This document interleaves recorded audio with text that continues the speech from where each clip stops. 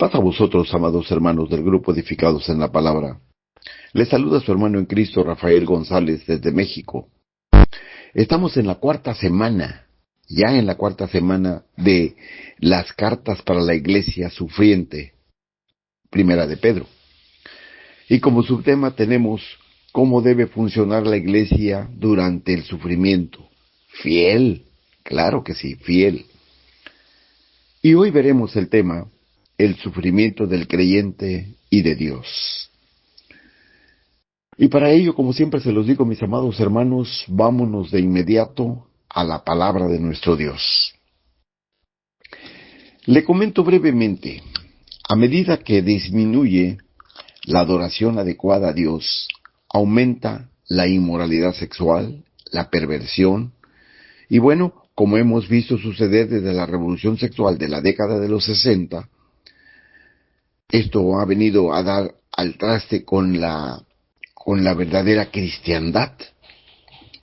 ¿Por qué le digo esto? Porque a medida que una sociedad se aleja del reconocimiento de Dios, desciende a la depravación mental.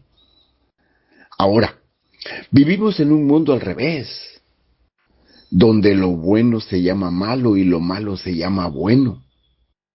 Y la desgracia anunciada en Isaías 5:20, que no lo voy a leer, se hace presente al experimentar la realidad que nos comenta Proverbios capítulo 14, verso 34, que dice así: la justicia engrandece a la nación, pero el pecado es la afrenta de los pueblos. El tema de hoy está basado precisamente en Primera de Pedro capítulo 5, verso 10 al 14. No lo voy a leer ahorita, lo voy a ir leyendo poco a poco, pero quiero seguir comentándole lo siguiente. Sin una comprensión adecuada de la presencia de Dios o la imagen de Dios en la persona, de lo que ha hecho incluso por la humanidad a través de Jesucristo y de la esperanza que brindan sus promesas, solo podemos ver desesperación, solo puede haber desesperación en el mundo. Esa es la razón del abuso de las drogas, el abuso del alcohol, el resentimiento que existe en el corazón, en la humanidad de mucha gente.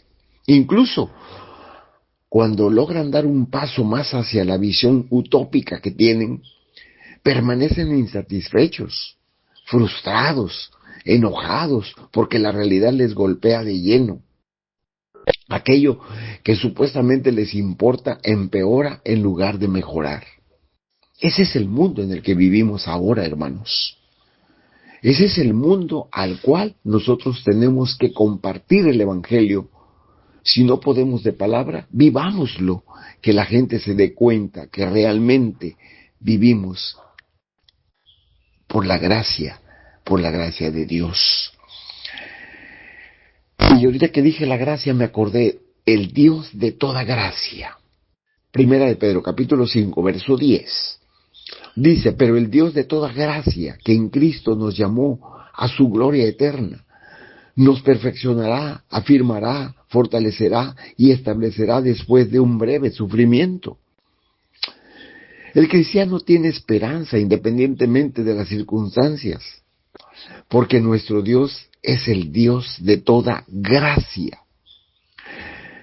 Y esta humildad que debemos presentar ante Dios es una parte necesaria para poder decir que confiamos en Dios, para poder decir que Él cuidará de nosotros, de modo que depositaremos en Él nuestras preocupaciones.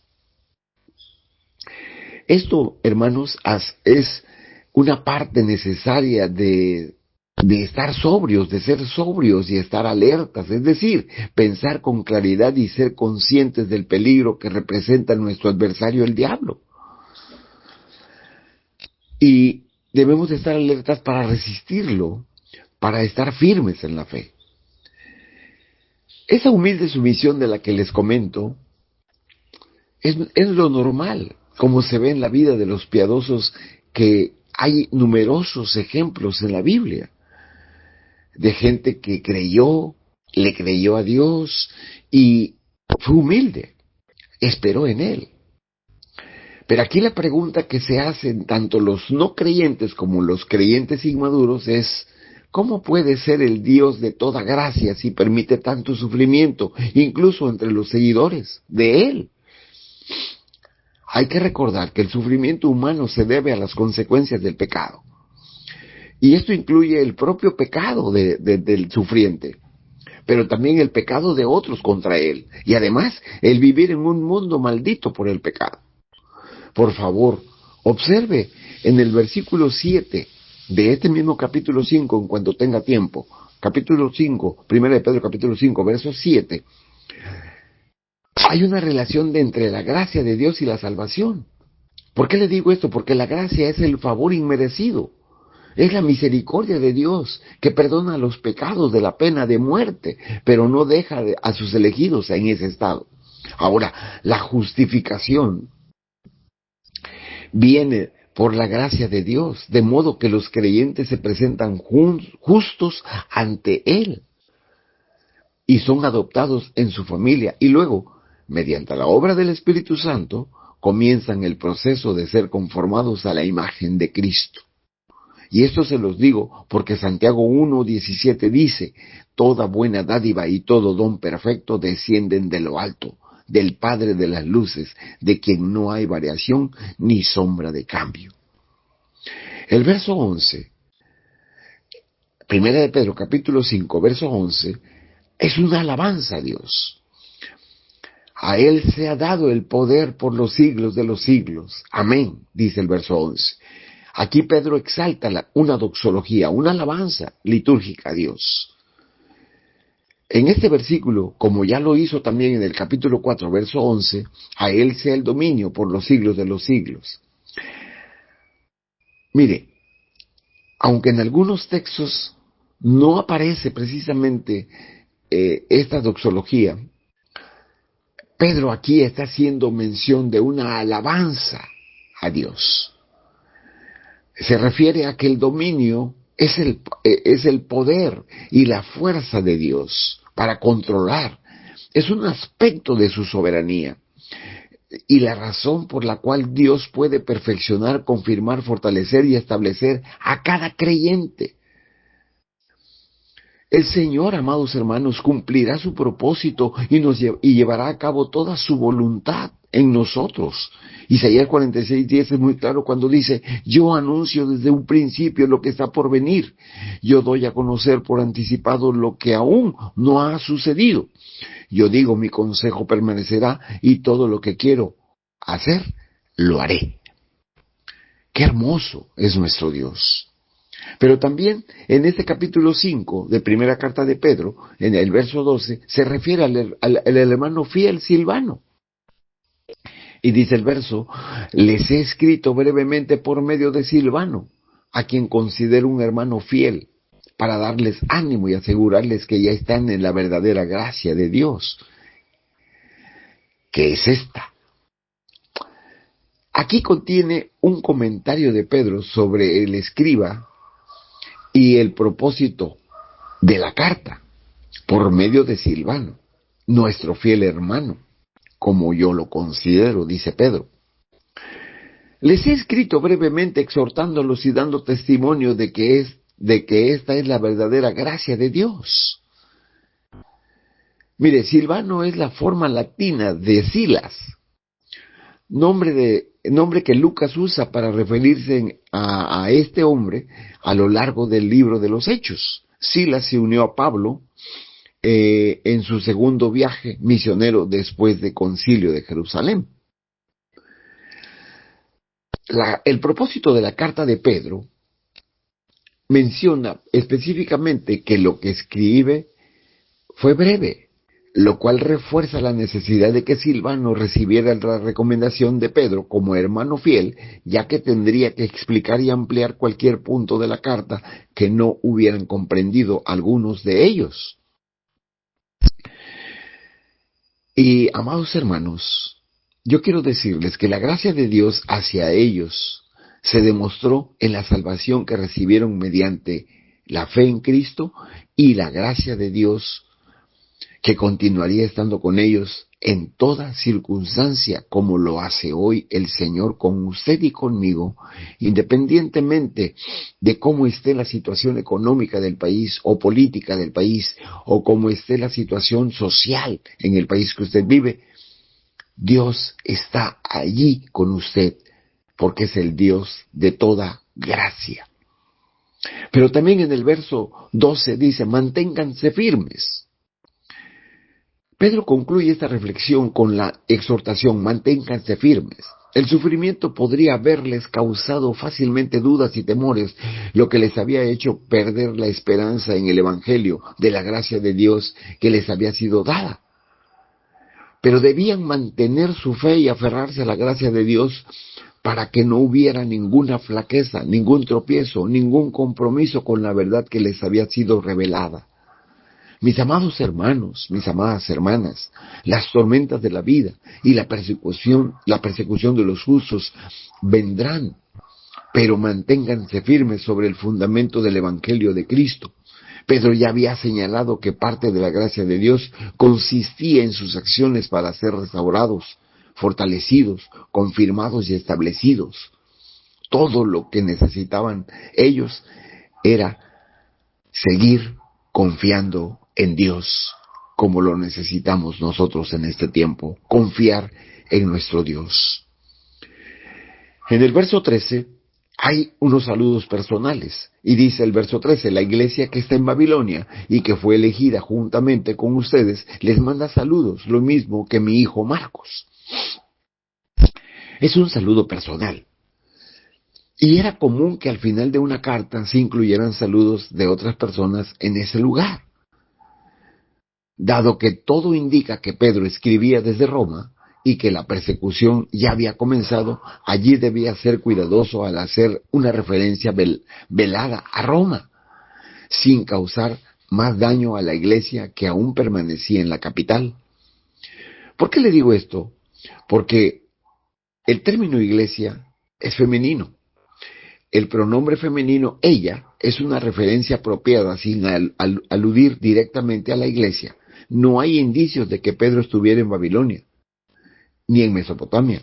Se sabe que Pedro estuvo en Roma en ese momento y Babilonia se convirtió en una referencia común a Roma, como se observa en su uso en el libro del Apocalipsis. La referencia de Marcos, mi hijo, se considera que no sea un descendiente físico de Pedro, ya que la historia de la iglesia no registra nada sobre hijos de Pedro. Tradicionalmente se ha interpretado como una referencia a Juan Marcos, quien según se sabe era muy cercano a Pedro.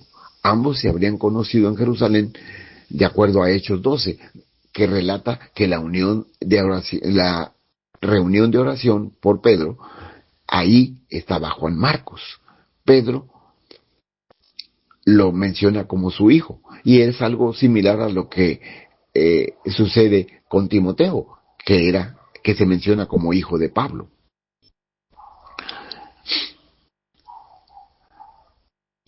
Amados hermanos, hay saludos cristianos también en esta carta. El verso 14, que ya lo leímos, al extender esos saludos a las iglesias, se les recuerda que Pedro les da un último mandato: salúdense unos a otros con un beso de amor. Esta era una práctica común para saludarse en las sinagogas y en las primeras iglesias de la época. Todavía es un saludo común en ciertas culturas. Era un saludo amistoso que también indicaba las estrechas relaciones que existían en la iglesia primitiva. Pero si se da cuenta, ese saludo se ha perdido. Hoy solamente extendemos las manos y decimos, pasa vos. Es lo único que hacemos. Y Pedro les da la bendición. Pedro concluye su carta como lo empezó, expresando su deseo para ellos. La paz sea con todos los que están en Cristo. La paz es un estado de tranquilidad, mis amados hermanos, que surge cuando hay armonía en las relaciones. Es el deseo de Pedro, que todos los que están en Cristo experimenten la tranquilidad, esa tranquilidad que trae el Evangelio. Sin embargo, también es un deseo realista, puesto que quienes comprenden su identidad con Cristo son hijos de Dios. Quiero concluir diciéndoles esto. Mi oración es que nosotros también experimentemos y vivamos en esta paz. Esto será cierto para cada uno de nosotros al comprender quiénes somos en Cristo y caminemos en sumisión a Él, confiando que cumplirá todas sus promesas, incluidas aquellas que se extienden hasta la eternidad. Esa es nuestra bendita esperanza. Para quienes aún no deciden por Cristo, mi oración es que hoy sea el día de su salvación, para que también puedan tener paz con Dios, sabiendo que sus pecados son perdonados por medio de la fe en la persona y en la obra del Señor Jesucristo. Mis amados hermanos, soy su hermano en Cristo, Rafael González. Yo deseo que si alguno de los que está escuchando ahora mismo este mensaje, pero aún no ha decidido por Jesucristo, hoy sea el día de su salvación. Hoy sea el día de esa hermosa elección. Gracias a Dios por este mensaje. Alabamos al Señor en este momento. Bendito sea mi Señor. Soy su hermano en Cristo, Rafael González, desde México, que le saluda. Paz a vosotros.